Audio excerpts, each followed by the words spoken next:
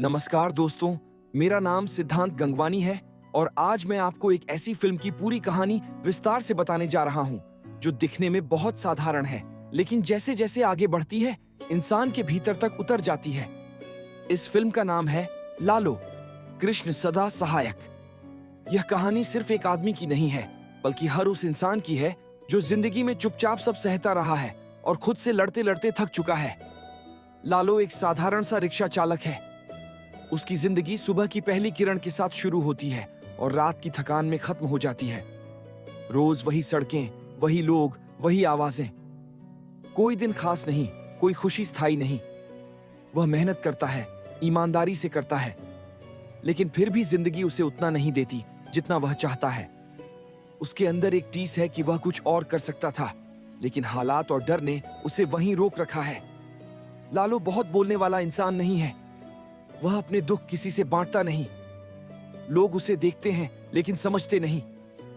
उसके चेहरे पर मुस्कान है, लेकिन वो मुस्कान आदत बन चुकी है। अंदर से वह रोज टूटता है, लेकिन किसी को दिखाता नहीं। वह कृष्ण को मानता है, लेकिन उसकी भक्ति सवालों से भरी नहीं, बल्कि चुप्पी से भरी है। एक दिन उसकी जिंदगी में अचानक एक मौका आता है। उसे पता चलता है कि शहर से दूर एक फार्म हाउस में काम की जरूरत है। कहा जाता है कि वहां पैसे अच्छे मिलते हैं और काम भी स्थायी है। लालो के लिए यह किसी उम्मीद से कम नहीं होता। वह सोचता है कि शायद यही वह मौका है जो उसकी जिंदगी को बदल सकता है। बिना ज्यादा पूछताछ किए वह उस फार्म हाउस की ओर निकल पड़ता है। जैसे जैसे लालो शहर से दूर जाता है, रास्ता बदलने लगता है। भीड़ पीछे छूट जाती है, शोर कम हो जाता है और चारों तरफ अजीब सी शांति छा जाती है।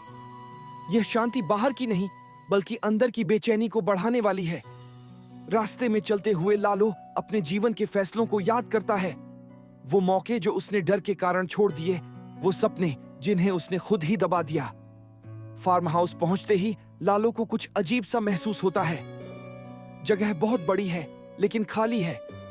वहां कोई मालिक नहीं दिखता, कोई काम करने वाला नहीं दिखता। समय बीतता है, लेकिन कोई उससे बात नहीं करता। धीरे धीरे लालो को एहसास होता है कि यह जगह सिर्फ एक फार्म हाउस नहीं है, बल्कि एक परीक्षा है। दिन ढलते हैं, रातें लंबी लगने लगती हैं। लालो अकेलेपन से घिर जाता है। उसका फोन काम नहीं करता। बाहर निकलने का रास्ता साफ नहीं दिखता। वह घबरा जाता है। यहीं से फिल्म का असली संघर्ष शुरू होता है, बाहर का नहीं, अंदर का।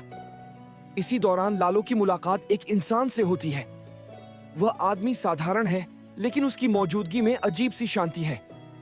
वह फार्म हाउस में ऐसे रहता है जैसे सब कुछ सामान्य हो। जब लालो उससे नाम पूछता है, तो वह हल्के स्वर में कहता है, मेरा नाम श्याम है। श्याम बहुत कम बोलता है, लेकिन उसकी हर बात सीधे दिल में उतरती है।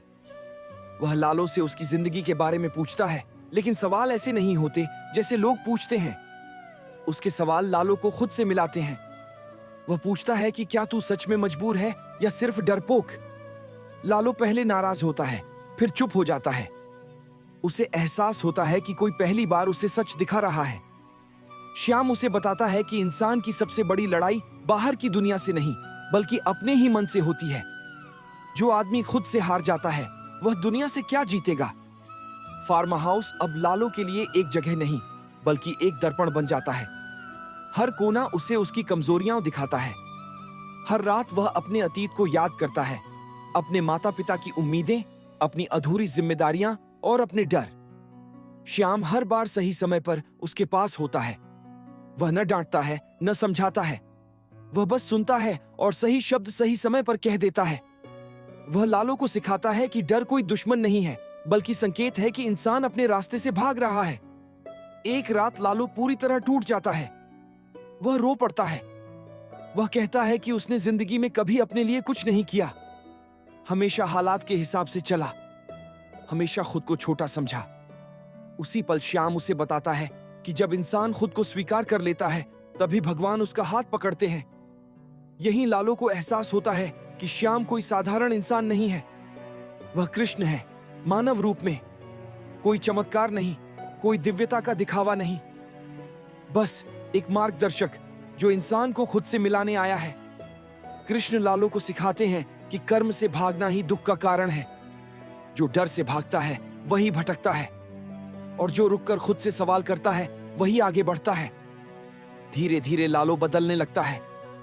उसका डर कम नहीं होता, लेकिन वह डर से भागना बंद कर देता है। अब वह खुद पर भरोसा करने लगता है। उसके अंदर स्थिरता आती है। एक दिन फार्म हाउस छोड़ने का समय आता है। लालो बाहर निकलता है, लेकिन वह वही इंसान नहीं है। उसकी चाल में आत्मविश्वास है, उसके चेहरे पर शांति है। पीछे मुड़कर देखने पर श्याम वहां नहीं होता, लेकिन लालो जानता है कि कृष्ण कहीं गए नहीं हैं। वे अब उसके भीतर हैं। फिल्म का सबसे बड़ा संदेश यही है कि कृष्ण हमेशा हमारे अंदर मार्गदर्शन के लिए मौजूद रहते हैं। बस हमें अपने डर और कमजोरियों का सामना करना होता है। जब हम अपनी आंतरिक शक्ति और आत्मविश्वास को पहचान लेते हैं, तो कोई भी चुनौती हमें रोक नहीं सकती। दोस्तों, यही है लालो, कृष्ण सदा सहायक की पूरी कहानी। और इसका सबसे मजबूत संदेश, अपने अंदर की शक्ति और आत्मविश्वास को पहचानो। अपने डर और कमजोरियों का सामना करो, क्योंकि कृष्ण हमेशा तुम्हारे साथ हैं। मैं हूं सिद्धांत गंगवानी। अगर आपको यह कहानी पसंद आई हो तो लाइक और शेयर करना मत भूलना, और अगली वीडियो में फिर मिलते हैं।